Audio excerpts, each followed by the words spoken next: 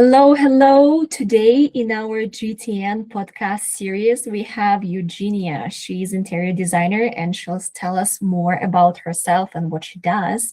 But why it's important to watch today's episode because we're going to be talking on how you create in home, in your house, environment that will help support your innate talents. How is it even possible with like color of the walls to actually span your longevity, your just the way you live and the way you support your innate talents and how you can actually grow inside your home if it's designed for your growth. Like Eugenia, can you introduce and just let us know a little bit about yourself, what you do, and how is it possible to, with interior designer, to create that environment in your home that can support your innate talents? How is it possible? Yes, that was it's a long path that led me to this. So right now, I have been in the interior design industry for more than 15 years. And by the time I joined the GTN community, I already knew that there is something missing, like there is a missing component for me in design. Most homes or most buildings are designed to only provide shelter. Then the next layer that would be to adjust the aesthetics, whether people want like a trend, like they follow the trends, and then also functionality. And most designers design custom homes for people to really express their lifestyle, to express their maybe history of the family. But it is a new trend now as we all optimize our food, we optimize our workouts. There is technology available now to read your metrics, how you sleep, how you eat, like when with the reminders of water. And why not? This trend is now going into the building industry as well. So now people realize that, and I have realized that just aesthetics and functionality is not enough. That would be just addressing the basic need of a person. Now that we are more educated with the flourishing of biohacking and neuroscience, and people are more knowledgeable now about all these things, it goes into homes. So basically, your home can support your longevity, your health, your wellness. And this is I see that as the future of building. And I see that this is the biggest tool for us, because home is an extension of us, of our body. It is a vessel for us. This is the space where we can rejuvenate, where we can restore. We do those basic things at home: eating, sleeping, restoring, right? Communication, the family relationships, and everything. We spend most of our time at home, and we spend half or a third of our time sleeping at home. Well, unless you travel and you just go and like in different hotels, but home is your vessel for your health. And I came to this, I decided to start my own specialization in that. So I got So certified. you are holistic wellness interior designer, right? Like Yeah, what's so I specialize in health and wellness.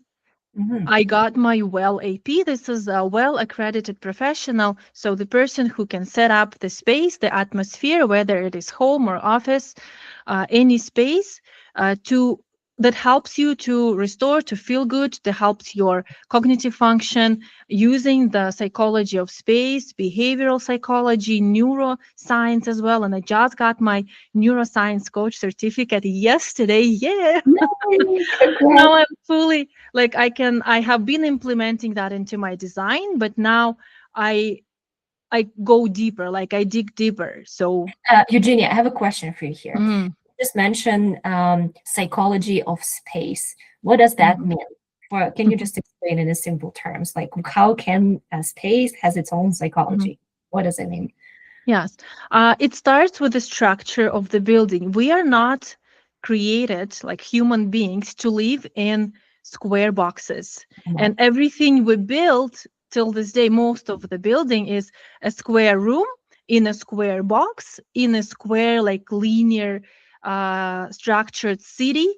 And if you look at the nature, we are natural beings. It's never like that in the nature. In the nature, it's all organic shapes. It's different patterns. It is kind of, it's not perfectly symmetrical, but it's beautiful. So we are connected to the nature because we are natural beings, but still we're built with those structured, because that's cheaper. Like, this is cheaper to build like that in straight lines and in boxes. But Mm. now more and more architects and builders, like, they try those new techniques when you kind of build within the natural pattern, into the natural environment, and you repeat, like, you mimic those shapes, those rounded shapes, organic shapes. We bring in plants, natural materials. That's called biophilic design, to make the atmosphere and the environment as close possibly looking, feeling as possible to the nature. Because our brain, it kind of perceives that, like, whenever we are in a square blank room, maybe we feel fine because we've lost that feeling, that we lost that connection to nature. We have been living in modern cities for too long, that, but our subconscious knows that we Mm. would feel much better. And that's why when you go for vacation, when you escape your home, escape the city, we feel so much better because we are connected to nature. Yeah. So now, you just mentioned a really cool trick. So you're saying that we can design our home in a way that we're always vacationing. Like our brain is always in that relaxed, like less stress, and then stress causes a lot of like reverse longevity, right? So you're losing your age, your Mhm. cells are not renewing as fast if you're stressed. So you're saying that we can create by not just the shapes, the forms, but also the colors, right? And like the way you design your home, you design your space, you can actually create like a vacation-like atmosphere in your home. Is that right? That's true. Yeah. So colors, textures, materials, all of that play a big part. So Mhm. shapes, different symbols of natural environments. Every person has their own, like, their brain has the preference for certain colors, and we do express that when we select clothing. We do express that a little bit when we select our furnishings as well. Some people who are a little bit more in tune with themselves, with their bodies, people who probably spend more time paying attention to that, like people who meditate, who do yoga, who sometimes they just sit instead of like rushing, like we all had this periods of time when we just like like a hamster in a wheel. You don't have time to pay attention to that. You are in survival mode. So once in a while I do recommend stop it. And when I work with my clients, the first session is tuning into yourself, tuning into your body, and then feeling your home environment and seeing, because we buy things unconsciously. Like we buy different things because, oh, I saw this in a magazine, or my friend has this sofa and it's comfy and I decided to buy it, or I like this color. But it's a bit more complex. Different environments like bedroom and living room, and maybe like meditation room and your sports room, your kitchen, they should have different colors, different materials, based on the activity that's performed in there. And also we consider personalities. Some people who are very active, maybe the colors should promote calmness and like restoration. For people who on, like, vice versa, people who need a little bit more boost, a little bit more energy, like creative energy, I would select colors that boost that energy, focus, maybe a little bit of more creativity, expressing themselves. So yeah, even like with colors and textures as well and different materials, we can tune into the certain feelings that we want to. And that's how you can control. By controlling your environment, you can control what's happening in your body, in your subconscious, in your brain. It affects your hormones That's without us realizing that. It That's does. so cool. That's so interesting. When you were saying that we buy some things that are from the magazine and we're subconsciously like not understanding even why do we need that thing. So I heard about that practice. You're going around your house and you kind of like closing your eyes and like putting your arm on your heart and like kind of standing next to this object and you're feeling it. Like, is that something that will help in that space, Mhm. or it's actually just a piece of furniture that is there, like serving no purpose. Is that something that you also suggest to clients, kind of like to feel what things need to be in your environment? What do they mean for you? Or it's just, draining your energy? Exactly. Sometimes we do have a feeling. Sometimes, a lot of the times, people just use, even like their parents gave them the furniture set, like the bedroom they got inherited or something. There are people who are really good reading what they really feel about an item, a decor, a piece of furniture, but some people are not as sensitive.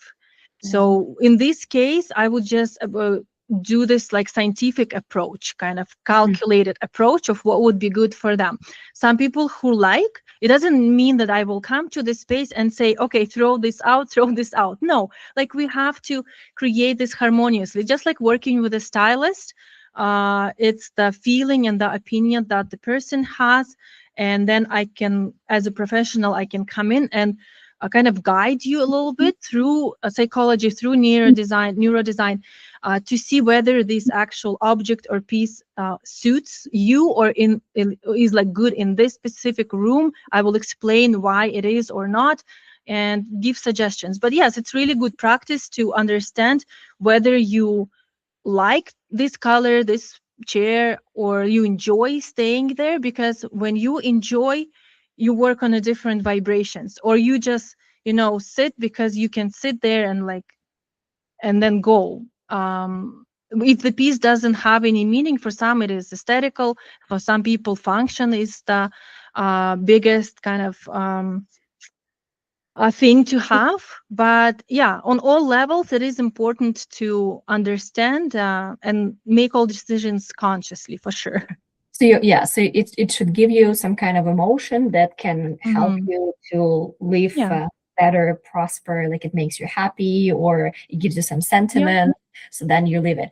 Okay, so you also mentioned something really interesting, that you're saying that you have a session with the client first to understand like where they at, what they're feeling, maybe a little bit what they do, like do they need more creativity, or maybe some person needs a little more of a calm down because like they always just go go go, so they need that supportive environment. What if there is a husband and wife and they have different personalities? So one is really go-getter, like non-stop, doesn't sleep, like always creating, generating ideas and stuff, and another person, for example, is more relaxed and easygoing and just need maybe that a bit of a boost sometimes, Hmm. but liking in this relaxed atmosphere.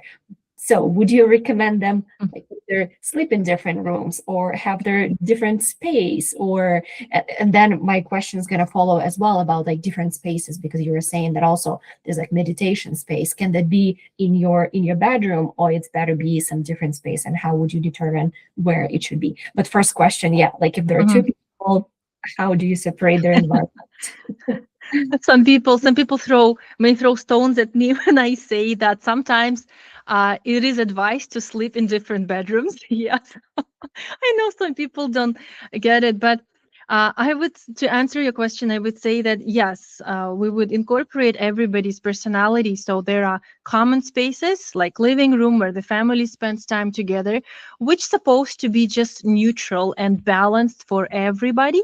Mhm. Uh, Sometimes we need to create, if the partners, if they are completely different type, completely different personalities, I would always recommend setting up one space. It could be even like a small corner with a chair for yourself, so each person has have to have their own personal space which is set up for them, the space that will be most beneficial, important for them to have. And then the common spaces are just balanced. So it's like a doctor's advice. The doctors, when they approach the treatment, the main goal is not to harm somebody. So when we approach common spaces in design, not to harm anyone, just like yin yang, balanced space, more neutral space. When we have a goal for either restoration or maybe work and like cognitive function, it is advisable that the person has their own space, kind of room, corner, whatever that is set up for them, and they feel it. They know that it could be their favorite spot. And people sense, like in my family, like my husband's family, his dad would come back from home. He would always go to the same, like he has his own chair. He would sit in that chair in that corner when he can see, like it's an open room in front of him. He can see everybody. He could see like the dinner is cooking, the kids are playing, and he reads the newspaper. So this person, they selected, like they chose their corner intuitively, Mhm. and that was a very good like healing space for him. Nowadays people tend to ignore, like even though we know what to eat, or that we need to drink more water, than we need to do sports and fitness, a lot of the time we just ignore. And I found like there are families, and for example, the mother of the family, she says, oh, I have no, my, like there is no space for me in this house at all. Even though they have a huge house, she's always running around. She tries to please everyone, satisfy dinner, this and that. And she doesn't have a spot. She doesn't have, she kind of gave up all the real estate to the kids, like to the husband, as long as they are happy. And she would ignore herself.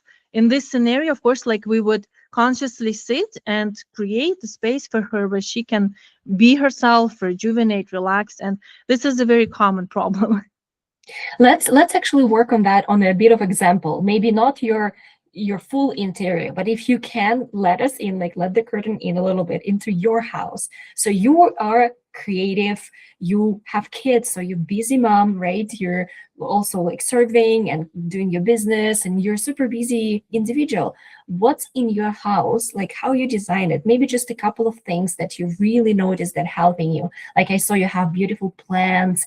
I probably saw you have some green colored walls that are Mhm. dark green. I think even tell us a little bit, but just a couple of things that are really for us would be understandable, because I understand for you as a biophilic designer, you're a little bit more into even deeper details, but even just in the big picture, what Mhm. are those components that help you as a creative, busy mom entrepreneur to help you Mhm. with like longevity and biohacking that Yeah. we talked about? Yes. I think the first rooms to pay attention to are the ones that you spend the most time in. So my most important spaces in my house is, of course, the bedroom. So a very basic circadian rhythm alignment design. That Mhm, means setting up the proper lighting in the room, mhm, the proper light control. And this is like the scenario with my family as well. Me and my husband were very different. Like he likes waking up with the sunrise. I have to have my windows shut. Like I don't like morning lights in the morning. So, and we've now like we've designed it flexibly, so with flexibility for both of us, that we can both enjoy the space and share the space. But mhm, bedroom is the most important, so it has to be complete darkness at night. mhm, And again, my husband doesn't like closing the curtains, so I wear the sleep mask. So I'm mhm, the one who is kind of like, I need that darkness. So I resolved my problem by this. It's no ceiling lights in the evening. So I tend to spend about an hour in the bed to prepare for the sleep, reading books. So the light has to be on the eye level, and it has to be mhm, warm light, preferably incandescent light, because even though LEDs now try to mimic warm light, it's not true warm light. mhm, Our eyes and our brains still recognize it as artificial light. So the best natural light is incandescent light. And some people would say, what about sustainability and like energy saving? Come on, you can have one incandescent bulb by your bed. It is essential. And it can be bright, like it's okay. Like the brightest bulb you can find for reading, it's fine. Or like candlelight is really good. And then proper mattress, for sure. Like good mattress that, again, you go to a store, you ask for the specialist to give you an advice whether it's like hard. But temperature in the bedroom is really important. Like body temperature regulation affects sleep deeply. And I found a little bit more information since I got myself the ultra human ring. We'll I be can talking now, about that a bit yeah, later. I'm aware. I'm now like, I know that I don't sleep really well. Like I can sleep for 10 hours and still don't wake up refreshed.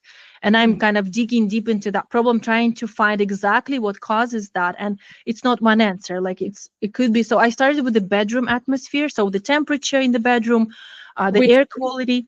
Hmm? should be what, like 18, It 19, should or be 19 degrees. Yeah, it is personal. It's like you can adjust it to personal. And of course, like the climate um, affects that as well. But 19, because when we go into deep sleep, our body temperature drops a few degrees below. So our body temperature has to drop in order to get deep sleep. If your blanket is too warm, if your bedroom air is too hot and it's dry, and you don't have windows open, your body simply cannot drop the temperature and you cannot go into deep sleep. So you need to, so wool blankets, I found like New Zealand or Australian wool is the best for body temperature regulation. I used to have duck, down, and feather. These are too warm. These are too warm for the that's what we've body. got. Like they I don't love release. Yeah, but wool blanket is pretty warm, but it can breathe, which is like you don't get cold, you don't get hot. So this is very essential. And I do have air purifier in my bedroom, working at night constantly. I do have the air monitor because I spent 9 hours in there every day. That's the third of my life. So bedroom is very, very important. And of course, like noise, like for some people who sleep lightly, it is important to control the noise as well. So that's the bedroom setup. Eugenia, Mhm. just a couple of things on that. If we can, at the end of the podcast, if you can just leave some links, I think Mhm. it's going to be really cool for people who are watching this to, again, to see, oh, okay, those blankets, just for them to see where you can get them, Mhm. maybe some sources that you can share with us. I totally understand about the lights because sometimes when people are working in certain industries, for them, for example, if they always work in the dark, they want that light. And I, for example, hate the surgical blue light that is Mhm. like you're in the surgery room. Yeah. And so exactly as you said, in the evening, I want everything dimmed. I want it yellow and like very, very Mhm. quiet. Another very cool thing that I found for myself, and I know people in who are really taking care in the biohacking and longevity space, they're using this alarm that wakes you Mhm. up with the light, because if it's like 6 a.m. it's still dark, but Mhm. you wake up. So you're using that alarm that it doesn't ring that crazy sound that you jump up the Mhm. bed and wake up, but it slowly, dimming and just like the curtain is opening basically. And so that's Mhm. actually kind of even enough to wake you up. I think that's another important and very cool tool Yeah. to use, because when you're in a deep sleep and then all of a sudden that buzzing sound, wakes you up, and it's very unnatural. Am I Yeah. right? Like, Yes, it's true. Like even the length of the sleep is not as important as completing your sleep I, cycles Mhm. and actually going into deep sleep. So deep sleep and REM, they have to be about 40 to 50% of your overall sleep time. And most of the time they're not. That's why people don't wake up refreshed. So yes, this alarm is a great tool. It not only like it helps us with our artificial lights environment. Like people never go to bed with sunset and rise with the sunrise. So Mhm. our biological clock is completely screwed up. So these kind of lights, they help with that. So because our bodies need the clues. The Philips clock, it starts with like red circle and then it goes into very bright light, and mine has like the birds chirping and I gradually wake up. It also has the feature for you to go to sleep. You set it for 20 minutes, 30 minutes, and it mimics the sunset. So our this kind of a type of the light, it goes into your eyes and our brain starts producing melatonin. Mhm. If you are sitting in front of TV or computer screen and you don't have the blue light blocking glasses, your body will not produce melatonin until the lights are completely shut off and you something reminding you as like a sunset. So this clock really, like this alarm really helps with that, and I use it quite a lot. Like I set it for the sunset feature. I go to bed, I read 30 minutes, it kind of slowly shuts off, like goes from like yellow to like really deep red light, and my body knows it's the sunset, even though it's like already 11. But we can, this is called biohacking, right? Like we can trick our body into going into those modes naturally, but without the pills. Like you don't have to take pills and the chemicals. You can do it with those kind of biohacking tricks. Yeah, because it's already engraved in us, right? In our bodies. Hmm. Our bodies remember and knows all of that. But you just said one of the, I don't know, it's the controversy, or it's just some fact that people thinking. For example, even my mom, she says, "Well, I cannot fall asleep. That's why I'm watching TV at night," and then Hmm. she probably doesn't sleep well after that, right? And she's like, "Well, I'm falling asleep while I'm watching TV." I'm like, "Well, mom, it's not healthy. It doesn't help your not nervous system, your nerve system to Yeah. reset and go to the sleep pattern." And I'm saying, "Mom, you can't do that." But it's so obvious. But then some people are falling into that trap. No, I'm gonna watch TV because I need to fall asleep. Yeah, that helps me, but actually it does Yeah. the reverse. Okay. Yeah. What she does is exhausting herself. Yeah. She's exhausting until she falls asleep, like momentarily. But I think it's simple, easy, simple steps. They're not even like very expensive. You just have to be consistent Mhm. and determined. And I think for people who are very used to, sometimes it's really hard to break the habit. Like for me, I find also myself after like a stressful day, I like watching musical shows. And of course, like you put the kids to bed at like 8:39, and you kind of want to have your time for yourself with a partner, maybe watch a funny show. Blue light blocking glasses, this is the solution. So it does block all the blue light. You can enjoy your show, but your body starts producing melatonin. It doesn't happen in seconds. You need a couple of hours, and then everything goes. So it's not that difficult, actually. I love it. I love it. Okay, let's shift forward because you wanted to tell us a little bit more about your space. And then I really want to know Hmm. about some Yeah. of the technology and some of the devices, not only within the house. So, for somebody who's listening at that point, later we're going to be talking more about smart home, like what are the technology that you can Hmm. implement to help, and then some variables. Variables are one of my also cool passions that I want to learn more about. So yeah, let's continue with your space. If there is more Yeah. things you wanted to share, some other. Yeah, so as I said, like I start with the restorative space, so sleep optimization. Then the next one would be if you're working from home. So I do work from home a lot. That's my next space. I spend 8 to 10 hours per day in my studio. I have this studio. It's like I'm lucky to get this bonus room to myself. It Yeah. used to be like a playground for kids, but now they're a bit older. So I have my office table set up. This is like a podcast studio set up. I have my plants in here. And since I love the tropical climates, I have plants all over. Like I feel like I'm in a jungle when I work. So Nice. I face all this beautiful, and I love art, of course, like creative stuff, art. I paint myself. I like collecting art or like buying it somewhere. So I have my art and my plants in here. And this room, it for me, in order to get into creative and working mood, I cannot work in like very plain monotone space because I'm a creative individual. I need colors, I need shapes, I bring things from when I travel. I bring different objects, different shapes that remind me of that travel time, and I put them all in my studio. So this is my space. It's full of light. It's very bright. I have plants.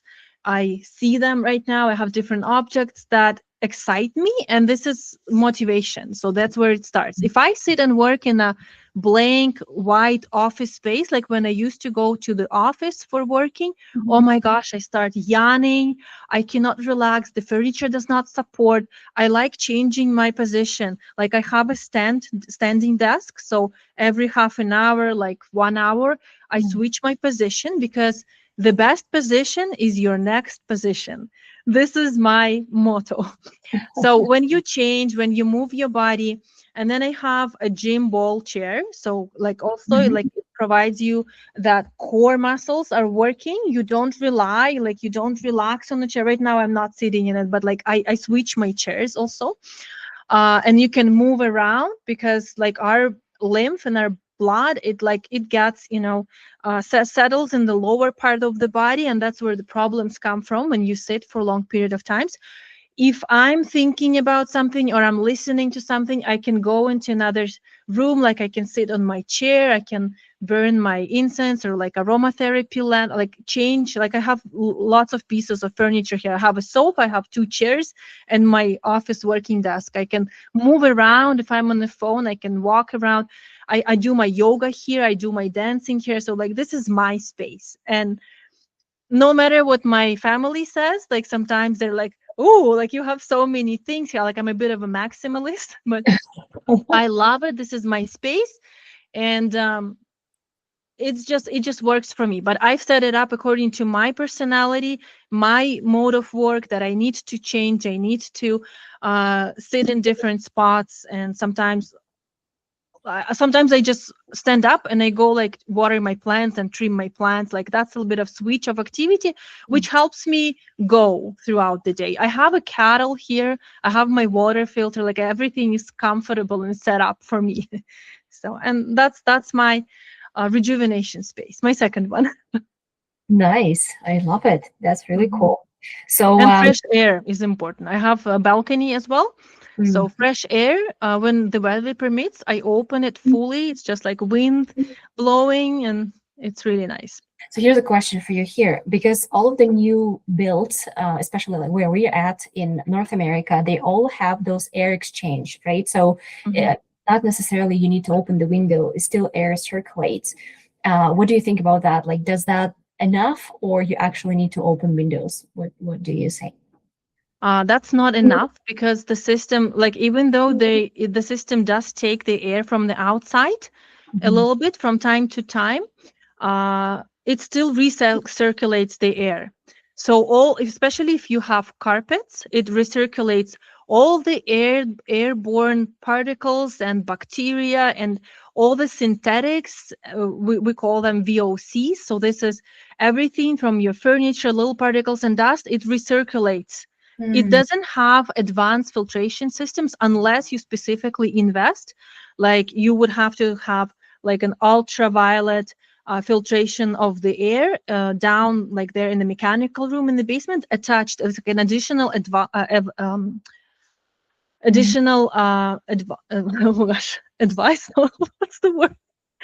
Additional tool like that you attach to your furnace. yeah. And moreover, what happens, especially with cognitive function and sleep, when the air recirculates, there is like a tension goes between the air particles, the ions, the air ions, and they become positive instead of negative. So because it's recirculating, and when the air is mostly made of positive ions, it affects your brain. Like you cannot focus, you cannot function, Mm. because natural air, even like from the streets, and we're lucky, like we live in like our air quality is not too bad. So yes, opening and getting fresh air or having in a more advanced air purification system is essential for focus. Like even opening up a little bit because of that quality of the recirculated air. So Wow. yeah, that affects a lot. So anytime you have an opportunity to open the window, or like I just do have air purifiers by my working station, I just bring it in and I have it on all the time if I cannot open the windows. That really affects your performance. That's another trick. Yes, so air purifiers in your space, right next to Mhm. you where you see it is important for sure. If it's too dry of an air, that you can have a humidifier, right, to make it. Humidifier. And there are air ionizers as well. So if you have, it's just nowadays it's really hard. Like I couldn't find one all-in-one device. Mhm. There is no all-in-one that gives you air purification and ionizing and moisturizing there, like the humidifier all at once. So you don't want to have like 2, 3 devices, right? So best thing is to have maybe the air purifier. Um, Maybe like if you can get rid of the carpet and have like hardwood floor or tile floor, stone floor, and like do the kind of wet cleaning, it really helps the air as well. Having plants, they hold the moisture as well, and opening up the windows as often as possible, that's the best way to work. Yeah. Oh, so less carpet is better. It's just Mhm. in the colder environments to have a hardwood floor is kind of not Um, that I pleasant. solve that by like you can have area rugs in those areas where you want a bit more warmth, or maybe there are healthy carpets as well, like more healthy. Where there are wool carpets, there are cotton carpets. They are a little bit more expensive, yes, but it's an investment in our health. But those synthetic carpets, they're not good. Mhm, Yeah. mhm. To tell you the truth. Okay, that's a Mm-hmm. lot of information right there already, and we talked a little bit about some of the devices, but what are the other smart home devices that, because I know you're always going to those industry profession what do you call them? Not webinars, but shows, and your travel to Yeah. different Yeah, the trade shows, different networking events, or like PK, we call it like product knowledge events, when there are new suppliers, new technologies come out that are relevant to design industry, to building industry. Yes, I like Yeah, to what visit are the them. things for biohacking and longevity? I know Yeah. there's lots of different things for designing, for just automating your home, but because we are in that longevity and biohacking mode, what are the tools that help with that? Yeah. So first, if we talk about the home like smart systems, most people still perceive that this is like, oh, smart home, like, hi Alexa, turn on my lights. Yeah, yeah. um, it is existing already, but that's not something that actually affects your health or anything like that. So smart climate systems, when the home is adjusting the atmosphere and like that microclimate to the person's needs. We all have different needs. There are people who can tolerate dry air like normally. There are people who maybe develop asthma or allergies due to dry air. And the system, the home system, it kind of analyzes constantly the air quality, the humidity, even like the VOCs, how many toxins are released when we are cooking, especially when the windows are closed. And another big problem is radon. It's the gas that comes out, and like it's different depending on the season and the location. For example, like my house sits on the radon, literally. My neighbor's house might not. So Mhm. measurable, like those devices that measure, they are available. You can purchase them on Amazon. They're a bit more like complex devices. They're simple, but at least some a certain level of analysis should be done for the home. So smart climate systems, they would be integrated systems that control your thermostat, your humidifier, your air quality, your air purifier, and adjusts accordingly. So at night, for example, in the bedroom, the temperature should drop. The smart system would know, or like you would program it to drop a little bit for the Are body this to something sleep better. extra, or is it something that we already have in new builds, for example, here, like where we live in Canada? If it's, I mean, some simple, basic, generic house, I'm not talking if they're upgrades or some Mhm. longevity biohackers are asking for that, I understand. Mhm. Just the regular homes, because we have this thermostat, right? Like the smart thermostat is controlling the temperature, but and the humidity as well. But is there something that additionally you would recommend? Mhm. It is important to measure first. Like I cannot really tell because it depends on the location. Like even whether Mhm. your house is overlooking a road, then the air quality will be different. It's different location. So I would constantly measure, and those metrics, they fluctuate all the time. So if the system can read the measurements and then adjust, that would be better rather than just something, because those that they built in, they are very generic. Because I have a regular like builder grade home. When I started measuring, oh, it's far from normal. It's far, even though I also have like a smart thermostat, but it doesn't really control the temperature in all the rooms. I can turn it down to 17 and my bedroom will still be too hot. So it doesn't really, but yeah, there are more advanced systems for sure. Mhm. And there are another like advanced system is dynamic circadian lighting. So it is the lighting system. I haven't heard of builders who actually incorporate that yet, unless the people are building like a custom house. Mhm. But there are systems from Lutron. They have this collection. It's called Ketra lighting. And what it does, it reads the outside conditions, basically whether it's sunny or cloudy, or like whether it knows whether it's summer or winter, where the sun location is, and it adjusts your indoor lighting to match the outside kind of like, because in again, all of the rooms, or you can like program it? uh, it does it by itself. So it reads the what's outside. It knows when the sunrise, when the sunset. Again, the main purpose of that is to bring the like create the most natural atmosphere for our biological clock.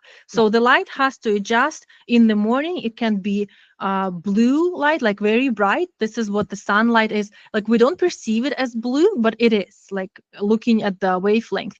And then by the evening after 4 p.m. it has to render warm, more like candle lighting. So these lights automatically adjust. They kind of know which room you are located in, where your family, you can program, or it got a kind of like smart system like that. So it adjusts the lighting in your home to go with your biological rhythm.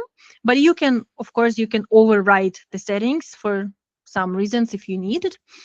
And then integration with wearable devices. This is the next level. Ultra Human Ring, they have now the home system. It's very basic. It just measures the air quality. But again, if you put it in the bedroom, because I have two different devices right now and they do not speak to each other.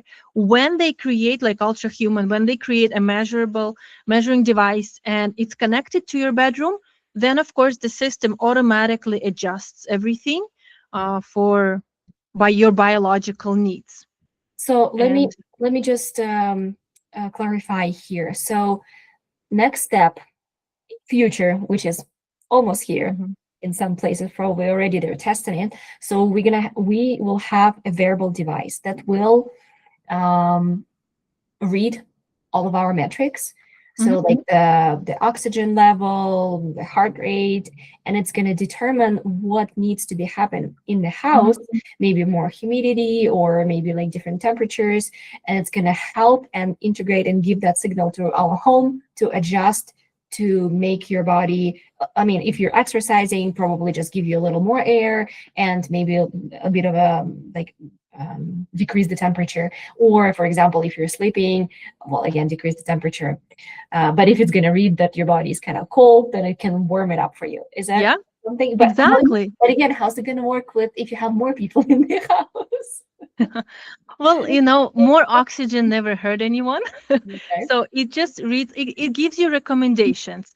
Of Wow. course, some people, when they think, okay, now you depend on your house, well, it's not like that. Like those systems are designed to support you. Sometimes we're a lazy individual. Sometimes I work and I'm very excited and I just like, I don't move, or like I don't want to go and open my windows. Would it be nice if my house automatically adjusts? Like it knows that I'm stressed right now and it knows I need more oxygen.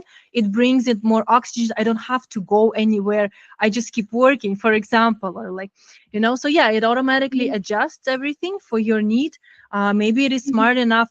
We rarely have like 3 4 people working in one room, right? Like typically kids, they have their own rooms. Like my husband right now is downstairs, I'm upstairs. So yes, like why not? If my room can be set up for the environment I need right now, and my ring is telling the system to adjust it, why not? Or maybe it's a friendly reminder, or maybe I have a water dispenser here and it adjusts the water quality accordingly to what I need right now, right? Like, can you imagine? Like, this is now future. This is me and my imagination. But maybe I have a water dispenser and it brings in vitamins, or it gives me a proper temperature for my needs right now, maybe proper oxygenation, or maybe I do drink like the hydrogen water, maybe like hydrogen concentration for my exact need right now. Maybe I didn't sleep really well and I need more hydrogen water. Imagine, like, I love this. Like, I think we're going to live through that era and I can't wait to see it. So if you're, for example, if it reads some of your metrics and it's seeing that there is a bit of a cold coming in the family, then it's going to Yeah. dispense some water with vitamin C. Like, Yes, yes, exactly. Because everybody's lazy, and I have to go after everyone. Please drink your vitamins. Please drink your minerals. There is like a maybe tasteless formula. You just drink your water, and it's already set up for what you need right now. Amazing. I love this. wow, that's crazy. I think we just open up a new world of how just because I don't know, for most of the people, probably interior designer will be just okay. I want this wall this color, and I want the plant here, and maybe some bedding. And you told us about the importance of the quality mattress and the air itself. But it's so much deeper, so much more things that you can measure, that you can connect to your own wearable devices that already exist to read your metrics. Because it's all, again, I know people are becoming more and more. Like their brains are more susceptible and their understanding of like how does the biohacking works, what longevity is. And it's not just about food, it's not just about exercising or it's like lowering your stress or all of those ice bucket challenge. It's much more in your home because that's where you spend Hmm. most of your time, and then you can control those metrics with just some simple tools that Eugenia just Yeah. told us about. I think it's crazy. It's very important to have those professionals who can guide us through. Hmm. Well, we are kind of like trying to create that demand and create the demand for these kind of products. Like the technologies are already there. Mhm. We already have a lot of the things that we could incorporate. So that would be like the smart home systems. We already have devices. We already have materials that are regenerative, that are non-toxic. People just don't know about them. The science exists. Like people now know a lot of things about sleep and rejuvenation and longevity, and it's just the intentional integration that what really will affect this industry to boom, to go forward, to start developing, for people to invest more money in it. And like this always kind of bugged me for like, why would you spend, I don't know, like $5,000 on a purse when like people used to know like those brands and everything, when you can spend it on your health and make your home regenerative. Like for me it doesn't make sense, and I'm glad that more and more people are more aware of that.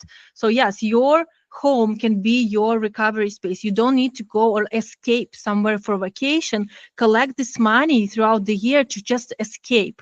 No, your home will be your place to recover. You will go for vacation just because of interest of like looking and learning new cultures and meeting new people. And then regeneration happens daily. It's like your cosmetic procedure. You know how you can go to a skincare master like once a year or 5 times a year. It is an expensive procedure, and it's very complex because you do it rarely, right? Mhm. Like kind of like, no, like peeling the skin or something. But if you do it, everybody knows, if you do it daily, small efforts, small exercises, or like do the sport daily, you will always be fit. You will always look good. So your energy will be stable. You don't have those shifts, like you're stressed and then you go and you try to relax, and you're stressed and you relax.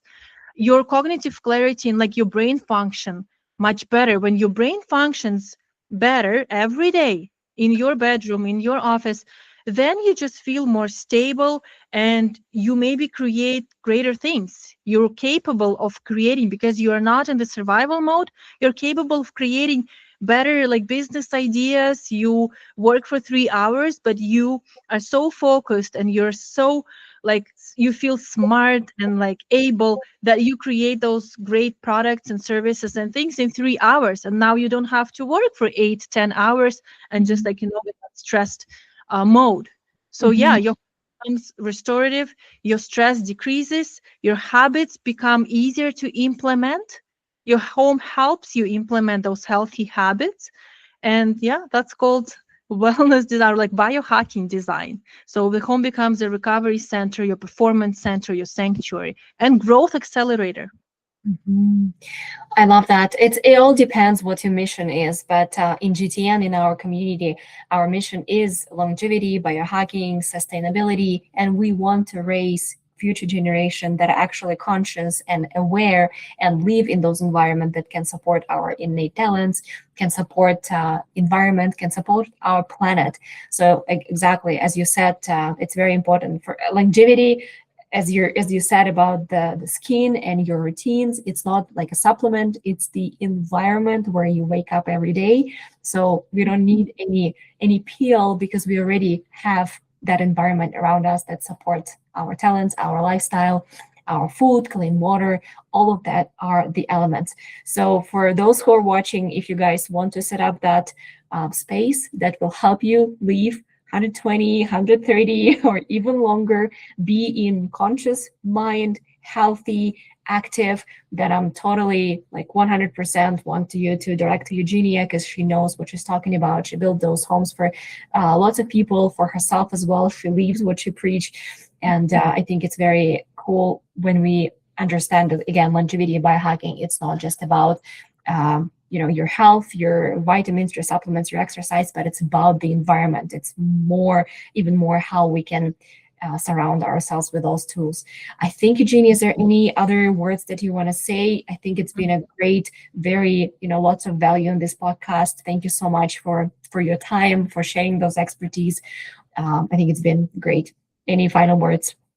Yes, I'm happy to be part of GTN, and I lead the concept of future building development with GTN, and all of our members are for that healthy, well balanced lifestyle. And I really want to see this project starting building with eco-friendly principles, with regenerative materials, with principles that are good for the planet, because local, like supporting local businesses, like building those internationally. This is my big dream and my big goal. I love participating in the concept development, and I think we're going to be there very soon. Like I think in a couple of years, for sure, we will start building those communities.